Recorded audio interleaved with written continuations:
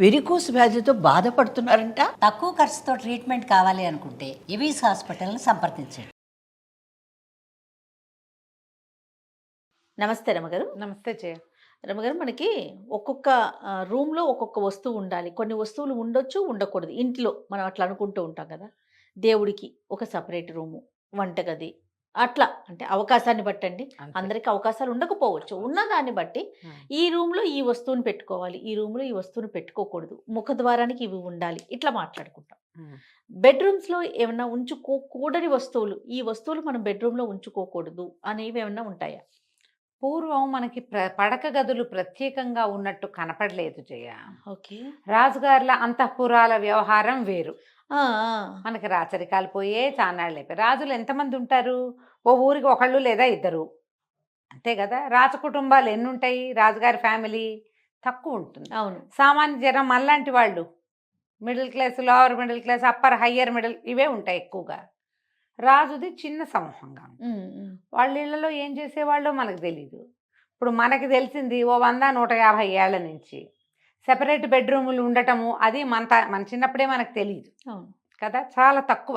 ఈ బెడ్రూముల్లో రకరకాల చిత్తరువులు ఉంచుకోవటాలు, శృంగార శిల్పాలు ఉంచుకోవటాలు, అలాంటివి ఏమైనా పిక్చర్స్ ఉంచుకోవటాలు, అవన్నీ కూడా వేరే రకపు పనులు, అంటే ఆకర్షించే వ్యవహారంగా ఉండే చోట పెట్టుకునేవాళ్ళు. కానీ సామాన్యుల సంసారాల ఇళ్లల్లో అవి ఉండేవి కాదు. ఎలా కుదురుతుంది అసలు? కుదరదు. ఎందుకంటే పిల్ల జల్లా ఉంటారు, పెద్దవాళ్ళు ఉంటారు, గురువులని, వాళ్ళని వీళ్ళని, సాధు సంతులని, అతిథి అభ్యాగతులని జనం వస్తారు ఈ ఇళ్ళకి.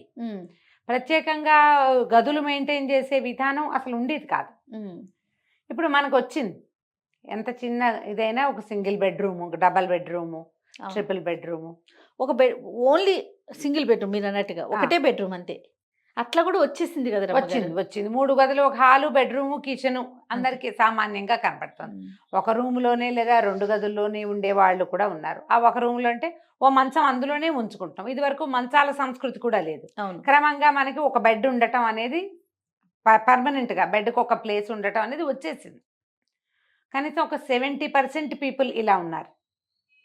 మరీ చిన్న కుటుంబాలు అయితే చెప్పలేం, కానీ అవును, చాపలు గీపలు ఏవో వేసుకోవటం, మంచాలు ఎత్తి పెట్టుకునే మంచాలు ఉంటాయి. సాధారణంగా ఒక 50-70% ఇళ్లలో ఖచ్చితంగా ఒక్క బెడ్ అయినా వేసి ఉన్నది ఉంటుంది.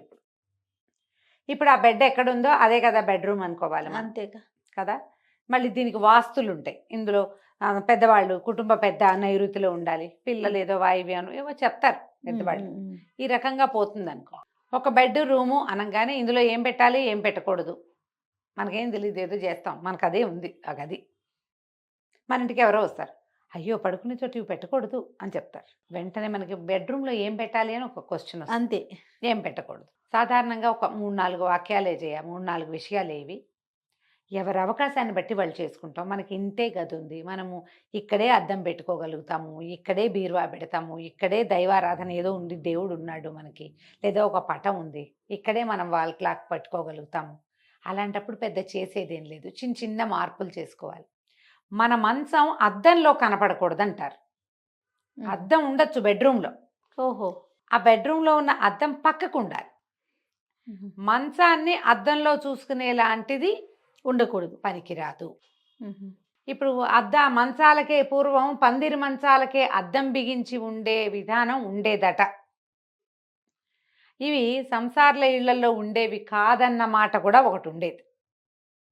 ఇష్టమని చేయించుకునేవాళ్ళు. ఒక్కొక్కళ్ళు ఏంటంటే షాకీన్గా ఉంటారు కదా, అది చెప్పలేం. కానీ మనకి పెద్దవాళ్ళు చెప్పేది అద్దంలో మంచం కనపడకూడదు. ఒక బేసిక్ రూల్ అది. ఓకే. ఒకటి. రెండోది వాల్ క్లాక్, గడియారం, సమయం సూచించేది మంచానికి ఎదురుగుండా. మంచం మీద పడుకున్నవాడు కళ్ళు తెరిస్తే గడియారం కనపడేలాగా వద్దు. వాడు గడియారం కోసం ఇంకో పక్కకి చూడాలి, ఎదురుగా కనపడకూడదని చెప్తారు. అసలు వాల్ క్లాక్ బెడ్రూమ్లోనే పెట్టుకోవద్దంటారు చాలామంది.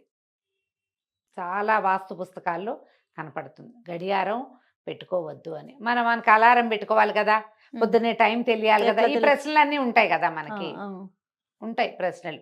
దానికి సూక్ష్మంలో మోక్షం ఏంటంటే నిద్ర లేవగానే కళ్ళు తెరవగానే నువ్వు అది కనిపించకూడదు, సమయం లెక్కింపబడుతుంది, అందుకని వద్దంటారు. ఇది రెండోది. తర్వాత ఇంకా మూడోది దేవతా ప్రతిమలు, దేవుళ్ళ ఫోటోలు.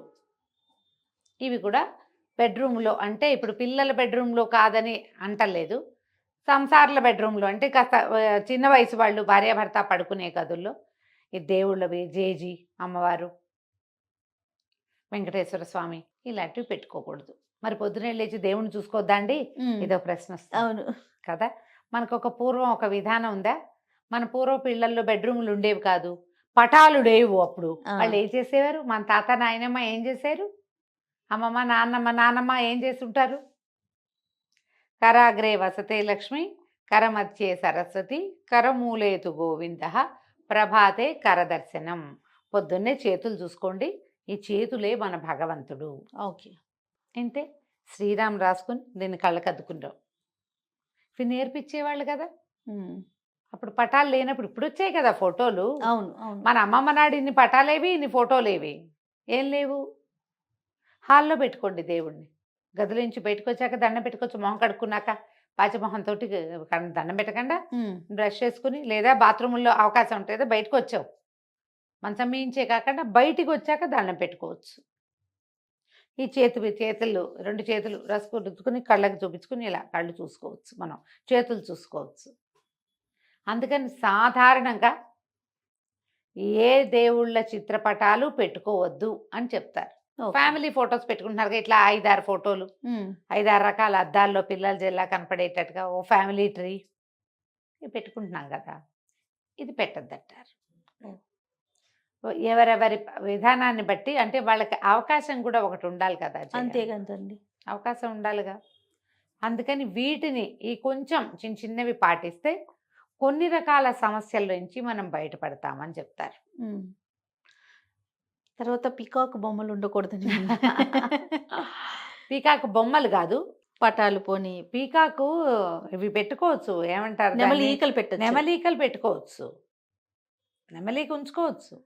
నెమలీకను చూడడం వల్ల నిద్రలేచాక, పడుకునేటప్పుడు కానీ నిద్రలేచాక నెమలీకను చూడడం వల్ల కొన్ని రకాల గ్రహదోషాలు తొలుగుతాయి, భార్యాభర్తల మధ్య సఖ్యత పెరుగుతుందని. మరి లేటెస్ట్దేమో అది, కానీ కనపడుతున్నాయి ఈ వాక్యాలు. ఈకలు నెమలి ఈకలు కాదు రమ్మగారు, నెమలి పిక్చరా? ఎందుకు నెమళ్ళ పిక్చర్లు పెట్టుకోవాలా అసలు మనం గదిలో? ఎవరో చెప్పారు పెట్టుకోకూడదని.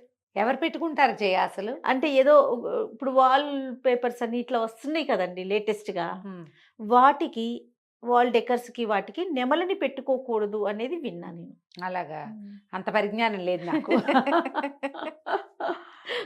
రాలేదు నా దగ్గర నెమలి పింఛం పెట్టుకోమంటారు. మనం కూడా ఒక వీడియోలో చెప్పాం, నెమలి పింఛాలు చూడడం వల్ల కొన్ని రకాల గ్రహదోషాలు తొలుగుతాయి అంటారు. అవకాశం ఉంటే పెట్టుకోండమ్మా, లేకపోతే లేదు. పడుకునేటప్పుడు విష్ణునామ స్మరణ చేసుకోండి, అంతే. కృష్ణ అనుకోండి, ఆంజనేయ స్వామి తలుచుకోండి, లేదా రామ అనుకోండి, మంచిది. లేవగానే ఒకసారి రామ అనుకోండి. మీరు ఏమైనా చూసటాలు చూడకపోవటాలు ఏమీ లేవు, నోరే అంతే. మన బ్రెయిన్ యాక్టివ్గా అయిపోతుంది, ఆ పనులు చెయ్యొచ్చు. ఈ జంతువుల బొమ్మలు అవి పెట్టుకోరు బెడ్రూమ్స్లో. కుక్కలు, పులులు, సింహాలు, పిల్లులు, 2 కుందేళ్ల బొమ్మలు అవి పెట్టుకోరు జనరల్గా.